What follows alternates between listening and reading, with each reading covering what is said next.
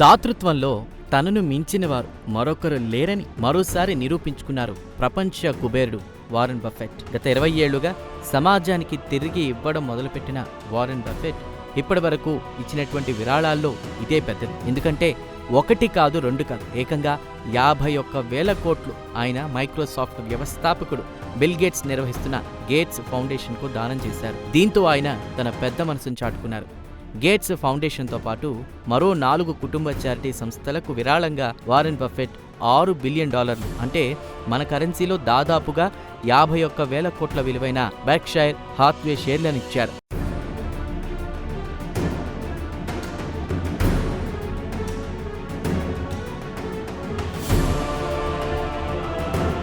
ఇక గేట్స్ ఫౌండేషన్కు 9.43 మిలియన్ షేర్లు, సుసాన్ థామ్సన్ బఫెట్ ఫౌండేషన్కు 9.4 లక్షల షేర్లు, బఫెట్ పిల్లలు హోవార్డ్, సూసీ, పీటర్ నిర్వహిస్తున్న Howard G Buffett Foundation, Sherwood Foundation, Novo ఫౌండేషన్లకు మొత్తంగా 6.6 లక్షల షేర్లు కేటాయించారు. అయితే గత 2 దశాబ్దాల నుంచి బఫెట్ ఇలాంటి భూరీ విరాళాలను చేస్తూనే ఉన్నారు. అయితే బెర్క్షైర్ హాత్వే అనేది వారెన్ బఫెట్కు చెందిన పెట్టుబడుల సంస్థ. తాజాగా $6 బిలియన్ షేర్లను వదులుకున్న తర్వాత కూడా ఈ సంస్థలో బఫెట్ వాటా ఇంకా 13.8% ఉంది. ఈ విరాళానికి ముందు బఫెట్ నికర సంపద $152 బిలియన్. అయితే ఈ విరాళం తర్వాత బఫెట్ సంపద తగ్గడంతో పాటు ప్రపంచ కుబేరుల జాబితాలో ఆయన 5వ స్థానం నుంచి 6వ స్థానానికి వచ్చేస్తారు.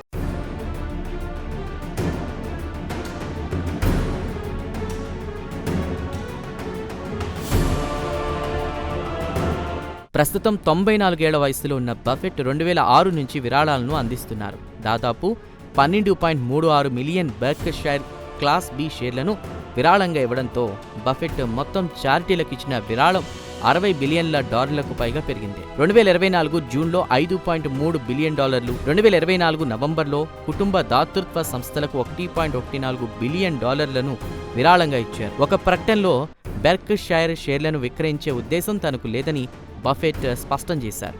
ఇప్పుడు 94 ఏళ్ల వయసులో ఉన్నటువంటి బఫెట్ 2006లో తన సంపదను దానం చేయడం ప్రారంభించారు.